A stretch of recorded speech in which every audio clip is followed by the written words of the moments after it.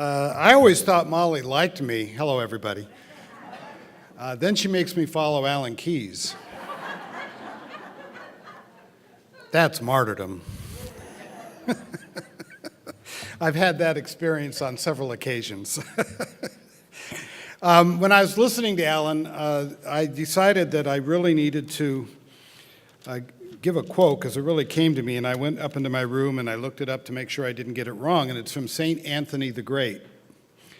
And he said, this would have been in the year like around 390, "A time is coming when men will go mad, and when they see someone who is not mad, they will attack him saying, 'You are mad. You are not like us.'" I think we're there. I think we're there. And another thought popped into my heart when Dr. Keyes was speaking about the martyrdom issue. I think that's something that needs to be very carefully considered and pondered, because the people, the Christians who were martyred and changed the world through their martyrdom, it wasn't just because they were killed or because they were ostracized. A lot of people were killed by Rome. It worked. It changed the world because of the way they went to their deaths. They did not go to their deaths fighting. They did not go to their deaths returning evil for evil. They went to their deaths returning good for evil, hymns on their lips, smiles on their faces, prayers for their persecutors. So if there is going to be martyrdom, and I've always been of the opinion that in this country, at least for a long time, it will be social martyrdom rather than blood martyrdom. I could be wrong, I hope I'm not. But if there is to be martyrdom, the response is what's crucial. How we face that martyrdom. The legislator who was here, she faced, which to a certain degree is her martyrdom, with a smile on her face. That's where the power is. With love in her heart, that's where the power is. It isn't just being persecuted and lashing out. Because if we lash out and fight back in the sense of the world, then the martyrdom isn't real.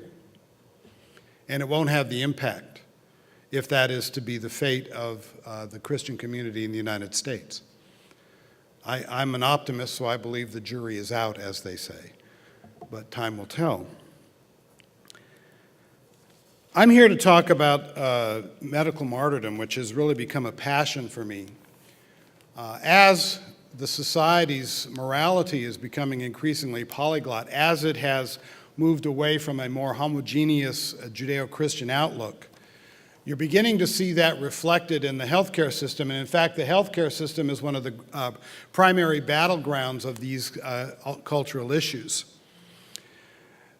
And a lot of times when I speak to pro-life groups, I find that there's a great deal of puzzlement about how come this is happening, because I think that there are many people in the pro-life movement who hold certain truths to be self-evident, that all men are created equal, that they're endowed by their Creator with certain inalienable rights, among which are life, liberty, and the pursuit of happiness.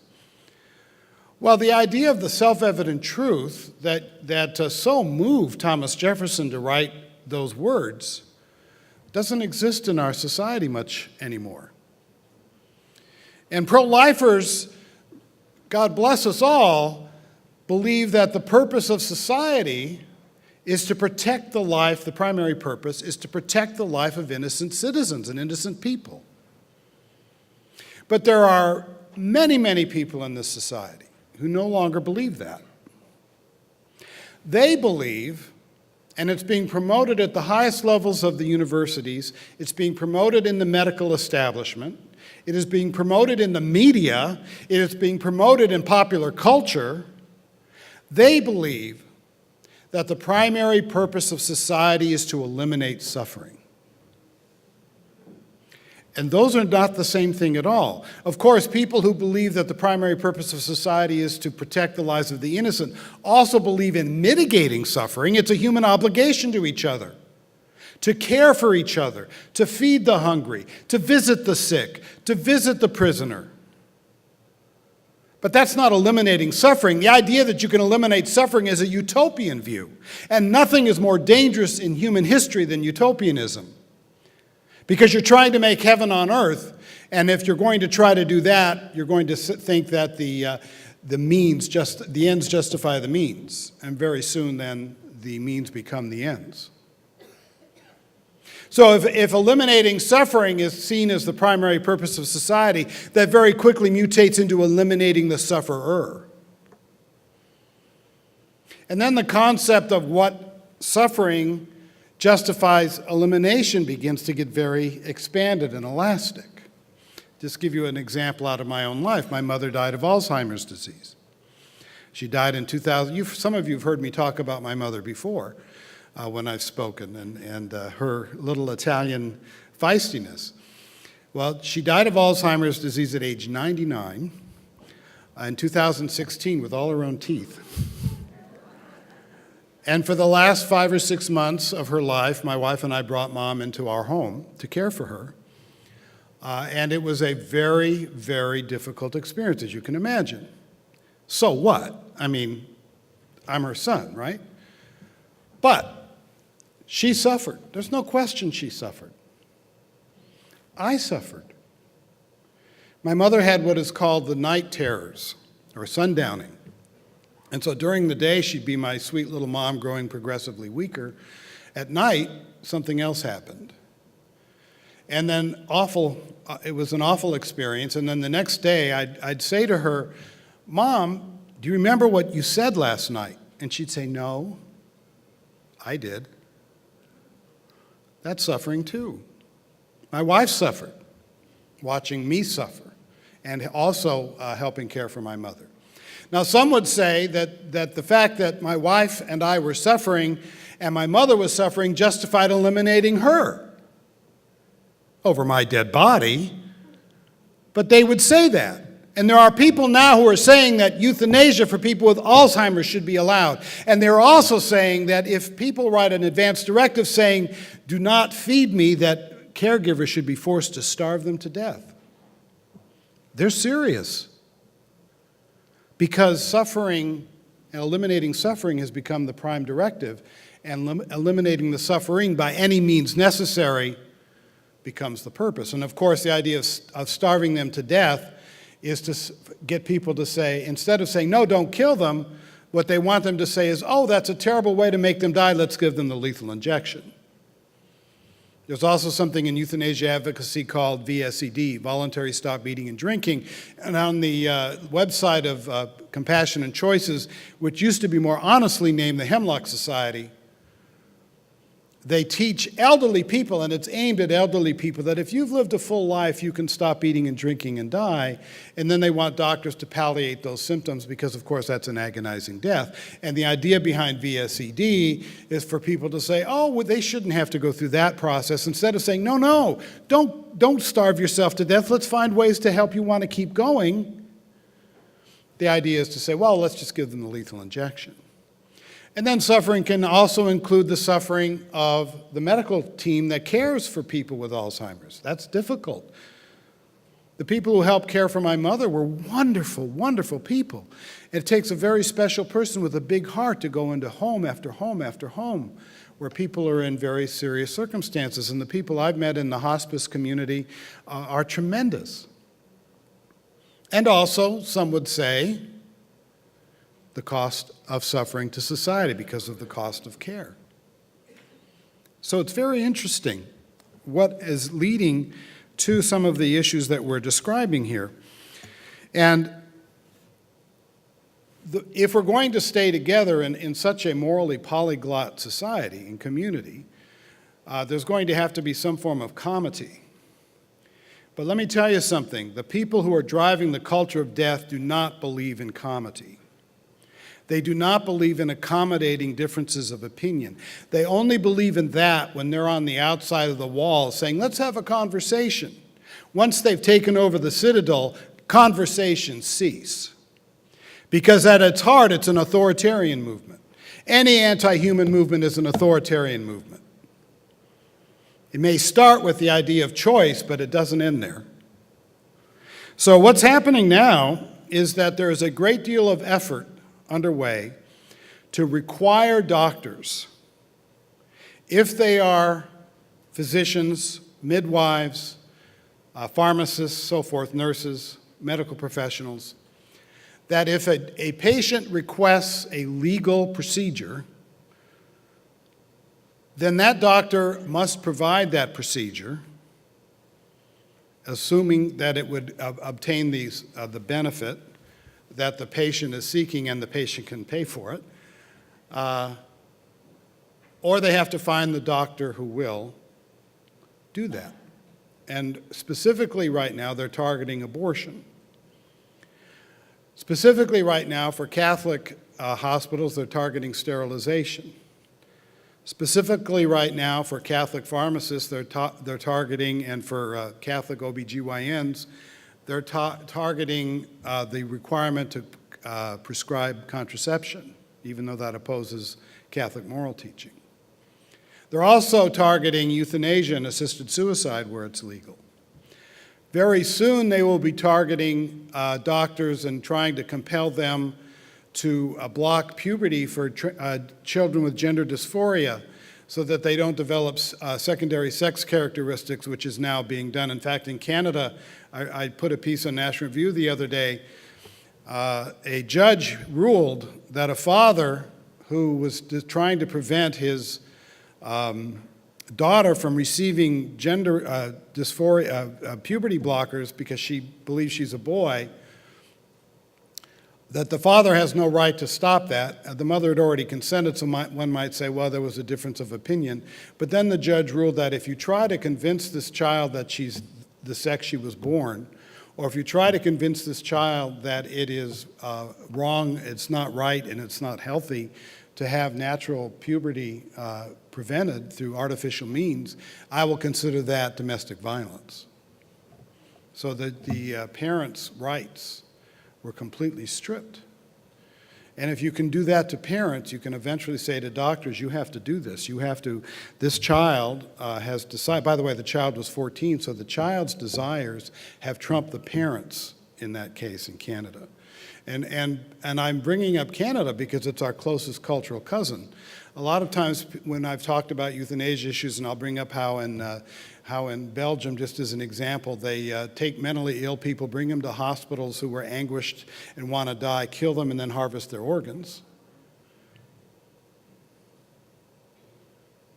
What was it St. Anthony said? There's going to be a time when men go mad? When I bring that up, they'll say, oh, well, that's Belgium. That's nothing like the United States.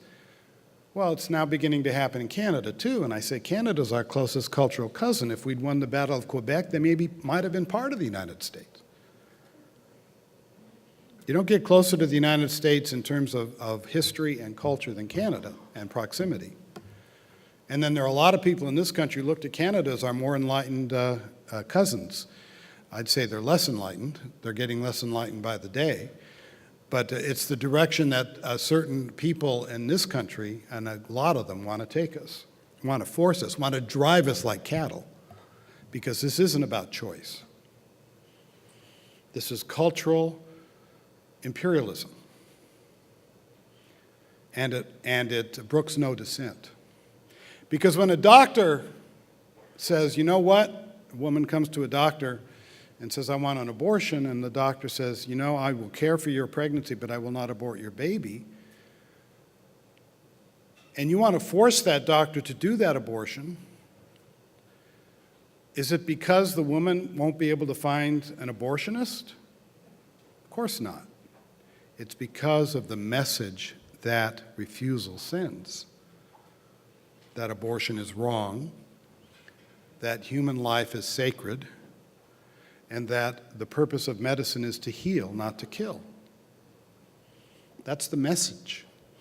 Now you might say, well, Wesley, they'll never do that. They're already doing it in Victoria, Australia. In Victoria, Australia, they have a law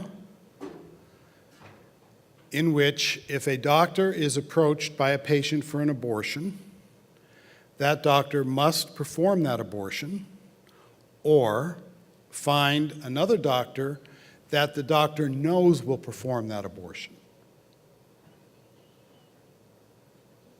There's a doctor named Mark Hobart in Victoria, Australia. He's Catholic. He's an OBGYN. He tried to keep his head down and just be a good doctor, and then he had a patient and her husband, and the prenatal testing showed that she was carrying a little girl. And the husband and the wife went to the doctor, Dr. Hobart, and they said, "We're carrying a little girl. We don't want a little girl. We want a little boy. So please get rid of this one, and then we'll try again." And Dr. Hobart said, "No, I can't do that. Sorry. I can't do that. You'll have to find someone else." And he also refused to procure the abortionist.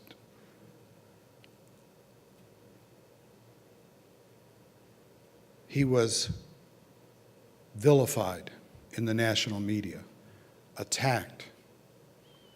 He was investigated to have his medical license stripped because he not just refused to refer for an abortion, but for a sex selection abortion, which should have hit certain, buttons for certain people, but doesn't when it comes to this issue.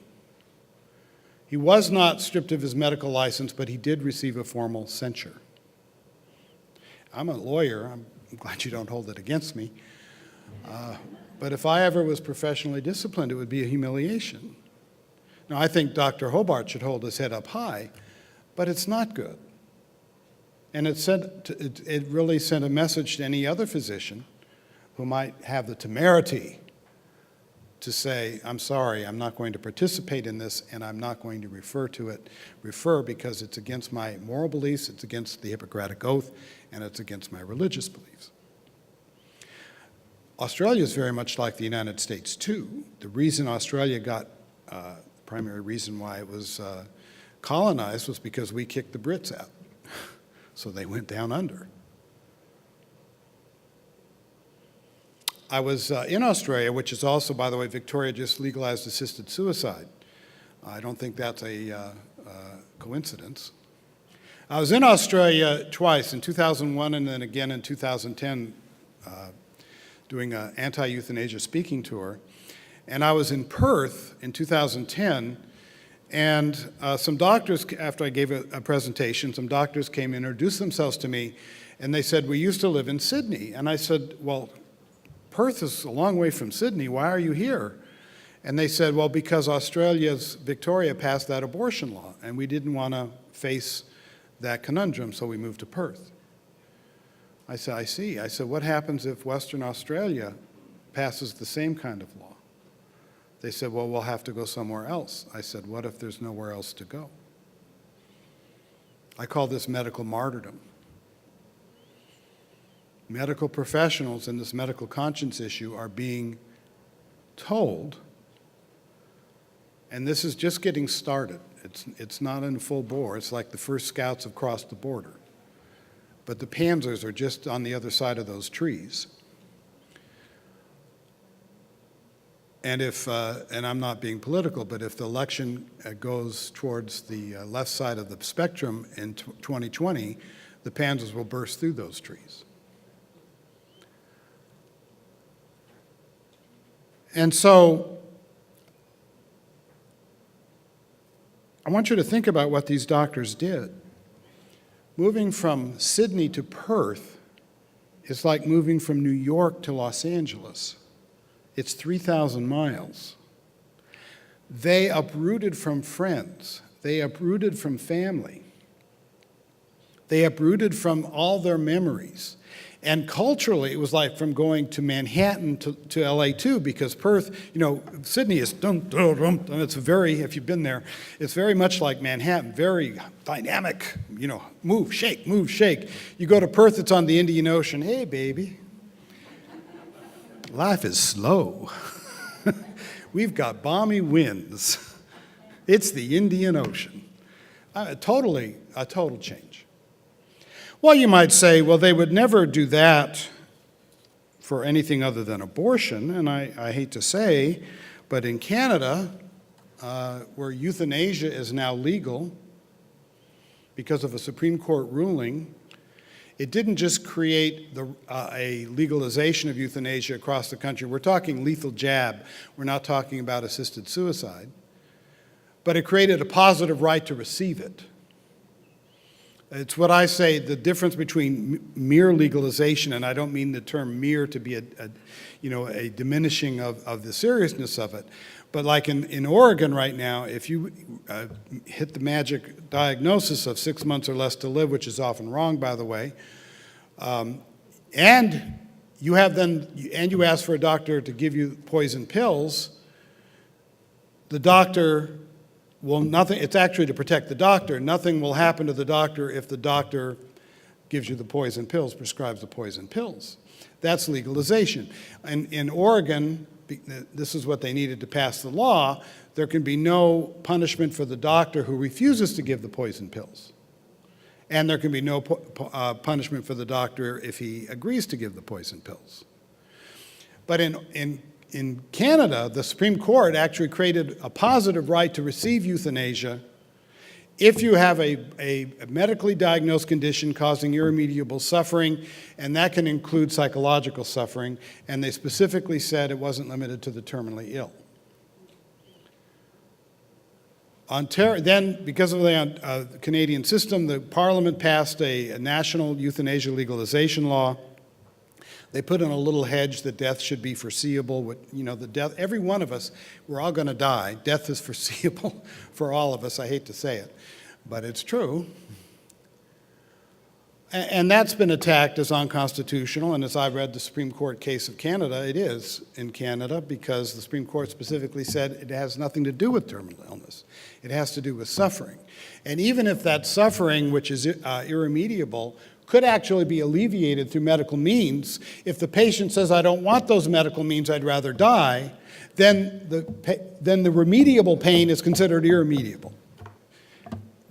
We've gone mad. And one of the ways that we express madness is when we totally destroy the meaning of language. So irremediable suffering that is remediable is still irremediable if the patient would rather die than not have the suffering remediated. Peter Piper picked a peck of pickled peppers. In British Columbia, the medical society, just to show you the flow of the thing, they said, well, if someone's death is not foreseeable, they can starve themselves to the place where it is foreseeable, then we'll kill them. Because death becomes the purpose. Eliminating the sufferer to eliminating suffering becomes the purpose. And whatever it takes to get that person dead is what we will do. And while we can still try to pretend that we're a civilized society, a moral society, a free society, this is nihilism run amok. This is darkness. This is abandonment of people in times of extremis. They're now holding suicide parties in California, throughout this country, in Canada. It is extolled as wonderful by the New York Times, the Los Angeles Times, and so forth. Now, this is social martyrdom that might, thanks, Alan, social martyrdom that might afflict anybody in this room. Assisted suicide is not legal in Ohio. Thank you, Molly, for your help in making sure that doesn't happen. But it's legal in California, it's legal in Oregon, it's legal in Washington State, it's legal in Colorado, it's legal in Vermont, where they, by the way, have a new abortion bill that gives a fundamental right to abortion, no exceptions, no limitations. It's legal in Washington, D.C. Maryland's Assembly just passed a bill to legalize it. There's a big fight in Connecticut. New York, wouldn't be surprised if they legalized it. How many of you know people in those states? How many of you have relatives of people in those states? So think of this scenario. Your Sister Sue calls, and Sister Sue says, as you know, Grandma has cancer. She's expected to live for 6 months or so, but she's decided it's next Tuesday. She has the pills, only they'll call it medicine, again, and she wants you to be there. She wants you to hold her hand. She wants you to tell her how much you love her so she can tell you how much she loves you, and then she'll take the pills. What are you going to do? It's not an easy choice. If you say, yes, I'll come, you're validating grandma's worst fears, such as that she is a burden, such as that she won't be as loved anymore if you watch her go through the decline. Remember Brittany Maynard, who became the face of assisted suicide because she was young and pretty and took a beautiful photo with a puppy. She said she wanted assisted suicide because she was afraid of suffering, although she took no hospice action to try to prevent it from her brain cancer. And the second reason she said she wanted assisted suicide was so that her family would not have bad memories of her when she went through her decline. What does that say about her thinking about her family? I'm not saying it says anything, but that's what people in that circumstance need isn't, oh, okay, it's your choice, Grandma. What people in that circumstance need is for people to say, Grandma, are you kidding? I want that time with you. I love you. Suicide, no way. Let's take care of you. We want you here for as long as you're here naturally. So you might not go. Hopefully you wouldn't just say to Grandma, no. Hopefully you'd say to Grandma, no, but here's what I will do. Let's do this. Why don't you come stay with me? Whatever it might be. But if you don't go, Sister Sue says, how dare you impose your religion on Grandma? How dare you force her to accept your Catholic dogma or your Christian dogma or whatever your moral beliefs are? You're out of the family. You're ostracized. Never want to hear you again. Your kids are no longer welcome here. I never want to see you again. That's a tough thing, and it could happen. It has happened in my experience. Do you remember the Klooster case? When the son kidnapped his father, his mother was taking Jack to Jack Kevorkian because he had Alzheimer's disease. Chip Klooster, it was back in the 90s. Gerald Klooster had Alzheimer's. His wife was going to take him to Kevorkian. On the way to Kevorkian, they went to Florida, basically to say goodbye to their best friends. The son, Chip, got wind of it. He went to Florida. He grabbed the father and said, let's go back to Michigan, Dad. Took him back to Michigan and got custody of the father because the father was incompetent to make his own decisions, and it was a national huge fight. Chip asked me to represent him because he was sued in California over it. I said, I don't have a law office anymore, but I'll be your spokesman, so I was his spokesman in the media. Eventually the case settled, and father was returned to sister, who quickly gave him to mother. Gerald ended up in the hospital with overdose of drugs and booze, was saved. There was another big brouhaha, and eventually a court ruling and a promise never to do it again, and Gerald actually lived for about another year and a half and died naturally. Chip was estranged from his family because he saved his father's life. I hadn't heard from Chip in several years, and he called me about a year ago, and we chatted, and I said, Chip, has your family invited you back in? No. His mother's now dead, and he is estranged from his brothers and sisters because he did the right thing for his father. That's called martyrdom, social martyrdom. So this is kind of the thing we're facing. I'm moving in areas I didn't expect, but if he can speak extemporaneously, so can I. What are the areas, back to Canada, sorry. So in Canada, the province of Ontario passed a law, like Australia's law regarding abortion. Now, after the legalization occurred, Catholic doctors' associations and other doctors, Hippocratic oath-believing doctors, said, wait a second, we've got this conscience issue. You cannot expect us to participate in this. It would be a cardinal sin for a Catholic to kill a patient. That's homicide. It's an innocent person. There's no grounds for it. And other doctors, you don't have to certainly be a Christian doctor to oppose euthanasia and assisted suicide. If you believe in the Hippocratic Oath, that specifically prevents it. It says doctors shall not do that.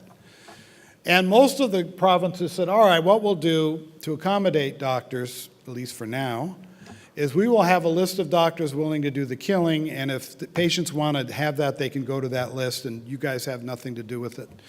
which was acceptable. It was the best they were going to get if you're going to have legalization. But Ontario, which is the most populous Canadian province, said, no, we're not going to let them have that out. We're going to make them kill people. And they passed a law that said that if a doctor is approached by someone who is legally qualified to be killed, that doctor must kill that person, that patient, or must provide what they call an effective referral being a referral to a doctor they know will do the killing. Complicity. They want complicity. Evil always wants complicity, right? Everyone has a stake in it. Everyone's part of it. That way no one can say no.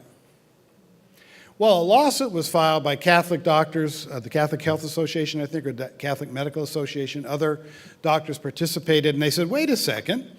The Canadian Charter, which is like their constitution, specifically says that Canadians, all Canadians, have freedom of, quote, conscience and religion. It's stronger than our First Amendment. Our First Amendment guarantees the free exercise of religion. The Canadian Charter says, no, they have the right of conscience, which doesn't have to be religiously based, and freedom of religion. Well, you'd think that would be a slam dunk, right? It's specifically stated in the Charter. Well, there's such a thing as emanations, you'll be unsurprised to hear, and penumbras. And so the judge who heard the case said, you know what, doctors, you are right. Your charter right to freedom of conscience and freedom of religion is being violated, no question about it. But the worst, you think four-letter words are bad? Sometimes three-letter words are bad. But there's also a right, which of course is nowhere in the Charter of Canada, to equitable access to legal health care paid for by the government. Because remember, the government is paying to have these people killed. And remember that there's a stake in that because it's saving millions and millions of dollars on what would otherwise be health care costs. So since there is a right to equitable access to legal health care paid for by the government, which of course isn't in the Charter, that unenumerated right will trump over the enumerated right in the Charter, and you guys better do it. And if you don't like it, then become podiatrists or get out of medicine. Medical martyrdom. That case is right now on appeal, but that shows where things are heading. When President Trump recently announced an increase in protecting medical conscience in this country, he is going to have in the Health and Human Services Office of Civil Rights, an increased emphasis in protecting the rights of conscience for doctors, nurses, and so forth. That sound you heard was the head of bioethicists exploding, abortion rights activists exploding their heads because they don't want this conscience thing. It wasn't even a change in the law. There is a law pending in Congress that I think doesn't go far enough, but to try to improve conscience rights. But there are certain protections currently in the law. The Church Amendment that prevents doctors and nurses who don't want to participate in abortion from being punished in their employment if the employer receives federal funds and so forth. The screaming and howling at this, not new law, but increased enforcement was just deafening. And it shows you where they're heading because they don't want there to be conscience. And in the bioethics literature, and that's important for you to understand that there's a lot of discourse that goes on above public understanding and public awareness. It's in the bioethics and academic discourse, the professional journals, the symposia, and so forth. And bioethicists are really important. This is in my book, Culture of Death, The Age of Do-Harm Medicine. They're really important because they become the sources of, if a judge, for example, gets a case of first impression, well, what do the experts think? Well, they're the experts. And the problem with mainstream bioethics, unless it has the bioethicist has a term like Catholic in front of it, a modifier, or conservative, or somebody like Leon Cass, who is so brilliant at defending the intrinsic dignity of human life, is that the bioethics movement rejects the sanctity of human life. It rejects the dignity of human life. It rejects the values that you hold dear. It actually rejects the values I think most Americans hold dear and seeks to impose from on high a certain approach to health care that most people don't share, the people that they're supposedly being of service to. And so you'll see article after article, for example, this one in the journal Bioethics. And let me quote it real quick. If a service a doctor is requested to perform as a medical practice is legal, consistent with distributive justice, requested by the patient or their appointed surrogate, and is plausibly in their interest, the doctor must ensure the patient has access to it. This is the deprofessionalization of medicine. This is turning doctors into technocratic order takers. It is then irrelevant how defensible the doctor's own moral take on the patient's action is. We might even agree with the doctor over whether a particular practice is morally wrong. For all practical intent and purposes, that is irrelevant to their obligation as professionals vis-a-vis the patient. This is sometimes called patient rights, which is not what patient rights started out as. Or sometimes it's called patient-centered care. And the idea is that the patient can, here's my order, you better provide it, or make sure that I have access to someone who will provide it. Here's another one. The very idea, this is from a very major bioethicist named Udo Schuklenk in Canada. The very idea that we ought to countenance conscientious objection in any profession is objectionable. Nobody forces anyone to become a professional. It is a voluntary choice. Now, of course, when a lot of doctors and nurses became professionals, all of this stuff was illegal. But that's beside the point to him. A conscientious objector in medicine is not dissimilar to a taxi driver who joins a taxi company that runs a fleet of mostly combustion engine cars and who objects on grounds of conscience to drive those cars due to environmental concerns. The idea that Schuklenk can't see the difference between killing people and taxi driving says you everything you need to know about his morality and ethics. Most concerning to me was an article written in the New England Journal of Medicine, and that's the most respected medical journal in the world, by Ezekiel Emanuel. How many of you have heard of Ezekiel Emanuel? He's Rahm Emanuel's brother, the mayor of Chicago. Ezekiel Emanuel is one of the prime architects of the Affordable Care Act, sometimes called Obamacare. And he wrote in the New England Journal of Medicine, and that's the most respected medical journal in the world. It's not like somebody's off in a corner on the internet with an aluminum foil pyramid on his head. That's me.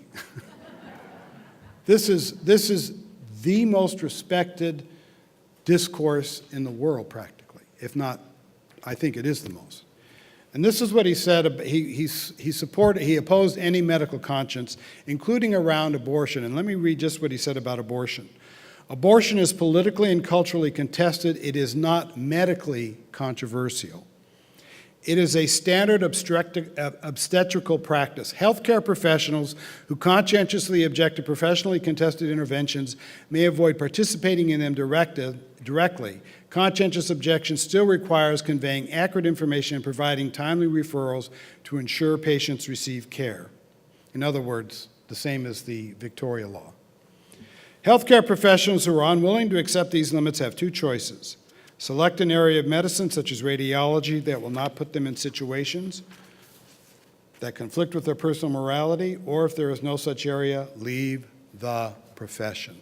They want to drive pro-life doctors out of medicine. They want to drive pro-life nurses out of medicine. They want to drive pro-life pharmacists out of medicine. They want to drive pro-life midwives out of medicine. In Sweden, there was a midwife who was well-liked. Sweden has a shortage of midwives. She refused to do an abortion. She was stripped of her license to practice. She can no longer birth babies because she wouldn't kill babies. The Panzers are just on the other side of the tree line. The Scouts have already crossed the border. This is going to be the biggest fight of the next 10 years, I believe. Not whether these things can be done legally, but whether people can be forced to do them as well. choice turns into authoritarian no choice if you're a medical professional. And not only do they want to kick doctors out of healthcare who are pro-life or who accept Hippocratic values, and nurses and pharmacists and midwives and others, they don't want any pro-lifers to become medical students. I'm hearing anecdotally, I don't have studies on this, but a lot of pro-life kids who talk to me tell me that they have to mask their pro-life activity or they won't get into nursing school or medical school, because we don't want those kind of people around here. And the thing that really shocks me is when my time comes, it's possible I won't be able to find a doctor who would be unwilling to kill me. Think about that. I just read the Medicare for All Act of 2019. I will have a piece, if you want to see it, in National Review on Monday. Go to the National Review online, and you will see. I call it the Medicare for All's Bitter Authoritarian Pill, I believe is the title of it. When I read that bill, you see the color my hair became. And with regard to medical conscience, it would destroy it. Because all physicians who wish to receive money from the government, almost all health care would become single-payer health care. It would not just be like, they wouldn't be direct employees as doctors are in England, but they would be forced to become contractors with the government, because in order to be a qualified provider, the doctor would have to sign a participation agreement with the government. Now, that's a contract of adhesion because the government doesn't bargain with you. You sign what the government says. And part of what the government says is that the doctor will take the payment, the fee that the government pays as payment in full.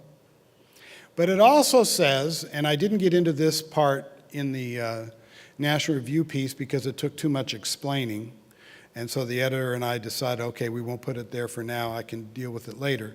But there's a very quick clause that says the participation agreement must contain a provision that prevents the doctor from discriminating in the delivery of services or care. Discrimination is the code word for the conscience issue, because what these bioethicists and healthcare professionals and medical associations claim is that when a doctor refuses to abort, that doctor is discriminating against the woman.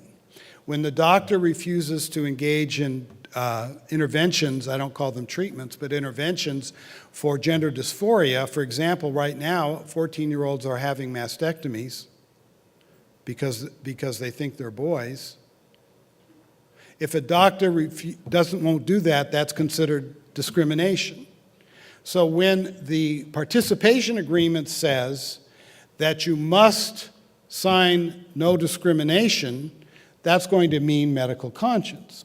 And then, if you violate the participation agreement and you are kicked out of the participation agreement for cause, you are not allowed to be hired by hospitals or other healthcare institutions that also have to sign participation agreements. So you can see the authoritarianism just coming in like cold, hard steel. What about, I watched last night as the fellow with the Catholic health insurance who wants to create, working to create a health insurance system where, the doctors will be sure to just do Catholic health care and the patients can know, the insureds can know that it's all just according to Catholic moral teaching. Well, I'm not sure that that kind of a system would survive the Medicare for All Act of 2019. Because if a doctor is willing to receive money from the government, the doctor has to sign a participation agreement. The doctor would then have to violate Catholic moral teaching because it would be considered discrimination. If the doctor says, well, I don't want to do that, then the doctor doesn't sign a participation agreement, he is not allowed to treat an eligible patient. That is, anybody who has signed up, and you just have to give proof of residency to become part of the government system under this bill, so that if anybody said, okay, to the government here, here, here, then the doctor who is not part of the participation agreement cannot legally treat that patient and cannot charge that patient, or at least cannot charge that patient. So you'd have to have a doctor who hadn't signed a participation agreement, and you'd have to have an insurance company who would be willing to pay a doctor, and all of the insured who are under that insurance company could not have given the government their address to get under the system. Now, there might be a few people who could do that. You know, there's a concierge medicine for billionaires, and I suppose that might last, but I'm not even sure that could work, because if the hospitals have signed participation agreements, I'm not sure that they would be able to treat people who are outside the system. And of course, most of it is going to be left to the regulators, so it's not even in the bill yet. It's a 120-page bill. There'll be 10,000 pages of regulations at least, and they'll put in all kinds of stuff in it to try to force compliance with the current prevailing secular, aggressive hegemony that is being imposed instead of comity. So reading that was really, really concerning to me, as you can imagine. The only outs are things such as the Religious Freedom Restoration Act, but the Religious Freedom Restoration Act only applies for federal law, does not apply for state law. Most states, you can't even pass them anymore because of the howling and shrieking. And it is the position of many in the Democrat Party. They tried to put something in to destroy the RFRA last year. It's called the Do No Harm Act, H.R. 3222. I don't know if it's been reintroduced this Congress. And it says this is just part of it. The Religious Freedom Restoration Act of 1993 should not be interpreted to authorize an exemption that permits discrimination against other persons, including persons who do not belong to the religion or adhere to the beliefs of those for whom the exemption is given. So it is becoming a partisan belief that we have to destroy the Religious Freedom Restoration Act, which would take away things like the Hobby Lobby case and so forth. Well, time is running out here. Oh, will MDs be forced to perform mastectomies on children with gender dysphoria? You betcha, I believe. They aren't now, but they will be. So that's where we're at. There was a win for conscience in Norway, where they tried to throw a midwife out of her license because she refused to do abortions, and I'm surprised but pleased, court in Norway said no way. This is a quote, as enshrined in Article 9, that's the Declaration of Human Rights, freedom of thought, conscience, and religion is one of the foundations of a democratic society within the meaning of the Convention. In its religious dimension, it is one of the most vital elements that go to make up the identity of believers and their conception of life. But it is also a precious asset for atheists, agnostics, skeptics, and the unconcerned. The pluralism indispensable for a democratic society, which has been dearly won over the century, depends on it. That's absolutely right. So, not only are you going to have to get in the saddle to fight for the issues that Molly's been talking about, but you're also going to have to get in the saddle and ride, if necessary, into the Alamo to protect doctors, nurses, pharmacists, midwives, and others who refuse to go along out of basic human freedom. If any doctor can be required to kill, to take innocent human life, then that society that does that is not a free society, it is a tyranny. It is a tyranny. And if we're going to have this morally, at least for a while, a long time, unless there's a big change in morality, if we're going to have a sharp division of moral beliefs, then we cannot allow one side that believes that the purpose of society is to eliminate suffering by eliminating the sufferer, and in the case of abortion, the cause of suffering, right? Or in the case of gender dysphoria, try to make it so that the person doesn't suffer by changing the biology or the physical makeup of that human being, then if we're going to have comity, if we're going to be able to live side by side, medical conscience is going to have to be deeply embedded into the laws and into the ways of this country and the West. And that Norway court ruling had the exact right point. It is essential to human freedom. And if there's anything that this movement should be about and is about, as Dr. Keyes said, it's liberty, it's human freedom, it's the sanctity of life, and it's and again, they don't want to force doctors to do these things because they can't get others who will. It's because they don't want to let doctors and their authority send a message that they find revolting. Because, ladies and gentlemen, the darkness hates the light. Thank you very much.